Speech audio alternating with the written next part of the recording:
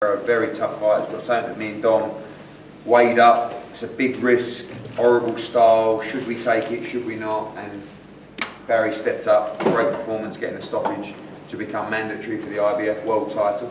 2020 will bring another world championship shot for Kid Galahad. And Kell Brook back with a great performance. Never seen him smiling so much, never seen him so fit, never seen him sitting on the stool after 5 rounds. Normally I'm shitting myself because I'm thinking, how's he made the weight? Are we going to run out of gas? He looked like he could have gone 20 rounds in there tonight. Back with a bang. Big 2020 for both guys. I'm going to pass it over to the floor for questions for the two fighters. Question for you, Eddie, actually.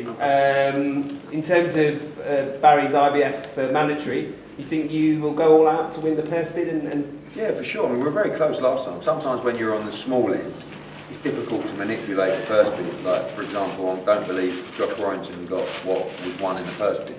In fact, Barry never got what was won in the purse bid either, but that's another story which we'll leave with the lawyers. And I think that the main thing is I think we understand that it's likely Warrington will be allowed to fight in April, May, something like that, but we'll be pushing to make sure that he can get a fight. Actually, funnily enough, although now we have a cast iron shot with the IBF, there is also Kanzu, who's on the same platform with us with the Zone and Golden Boy, Gary Russell, who I believe fights tonight as well, and other fights, but absolute solid.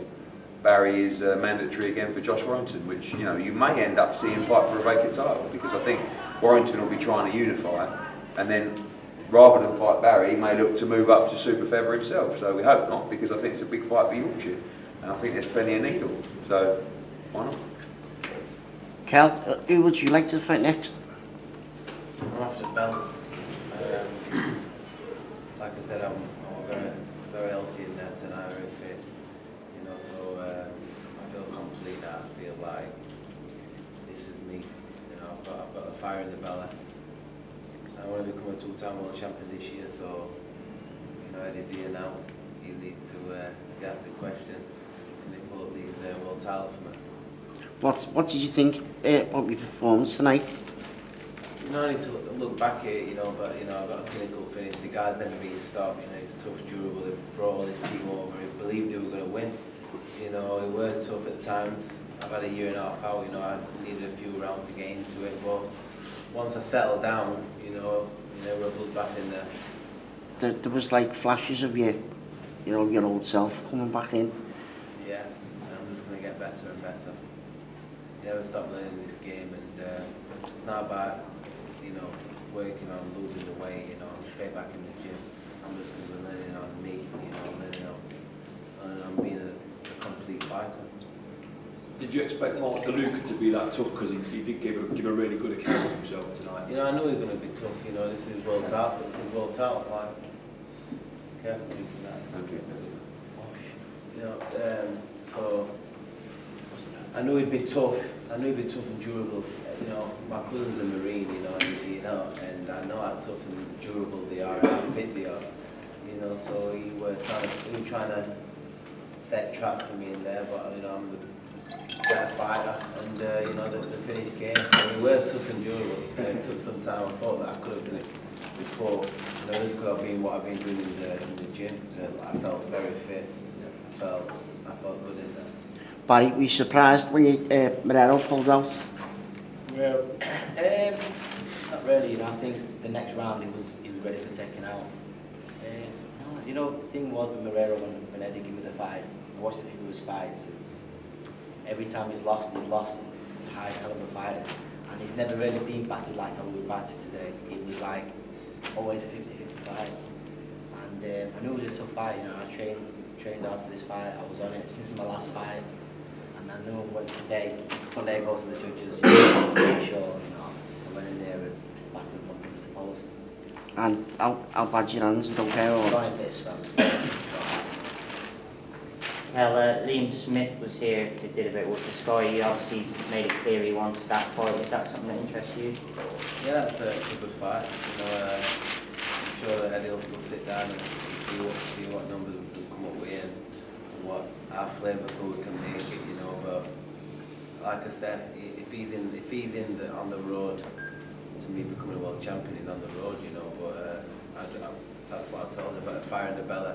You know, I want to become a two-time world champion, and all these people don't think I've got it anymore. I'm over the hill and everything. You know, they're my motivation. You know, I know that I've got one. I get up every morning. You know, and I've got to give myself a pat on the back. You know, because I've been getting up when what nobody sees for months. I've been getting up twice a day, putting it in, going to bed early. You know, I've been living the life, and Sometimes no fight day. no fight day as well. You know, not cutting no corners, doing Should we it. tell him that we decided not to give him that fight? Yeah, we've known for a long time. Alright, so it's In the old you, carrot there for me. the old you without a fight day was impossible. Yeah. Impossible. We used to make them up; they didn't even exist. Yeah. This one we kept quiet from it. Kel, is there no chance of you going to fight Amir Khan? What the fans are after. There's no point talking about it unless we ever get a phone call from him who just says, do you know what? Fuck it. Has anybody let's do seen it." him anyway? He's training. I saw him on Yeah. Instagram training. Like just an Instagram But, training session though, yeah. But you know, listen. It's a waste of time. We, you know. for me, a jump at that fight this summer. You know, it's a stadium fight. Still, it's a huge fight. Just to be part of the build-up would be special. You know, but we can't waste our strategy and energy talking about it and hoping about it. It's literally now. Now sometimes it's like, I guess when you're courting a young lady, isn't it? You give them all the attention. We want it, and then sort of maybe they get a bit complacent. When you go cold, sometimes the old text pings through, doesn't it? So, you know, maybe next week, where we're now saying we're not interested. So, in other words, you're saying... We are not interested in Amir Khan. We wouldn't even take that fight if it was even proposed to us. In other words, you're saying treat them mean, keep them keen. Exactly. You said that, not me. Counterintuitive. Eddie, you said to me at the press conference that you would love to make Liam Smith versus Kell Brook because Kell's now won a version of WBO. Liam Smith is ranked number 2, I believe. When I get sticks there, that's the case. I mean, Texera has a Castano next in a few weeks or months, so that's his mandatory. Then the next one won't be due for another 9 months after that. So, but the only way I really want to make the Kell Brook Liam Smith fight is if either guy can't get a world title shot, and they're both in the same division. So, you know, if one of them don't get a world title shot, or if that fight can be made a final eliminator for the WBO world title, because it's too good a fight just to do it, you know, for the sake of doing it. They both want to become 2-time world champions, but if it gives them a path to try and do that, then we should make that fight. It's not a 12-round fight for nothing. So you final know? eliminator last week. Final eliminator at the worst way, hopefully even a vacant title. I don't know, but you know, the aim for me is to try and get Kell Brook a world title shot. That might be difficult in May or June. Might not be difficult in September, October, but we're not going to wait till September, October. So we have to sit down and look at all the options. And I'll probably get that text tomorrow. You never know. And if we don't, then Liam Smith is a very attractive fight.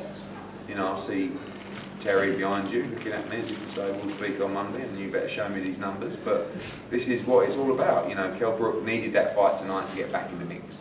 But more importantly, probably needed that fight for himself. You know, to wake up tomorrow morning and go, oh, I'm back. It feels good. Bye, Bobby.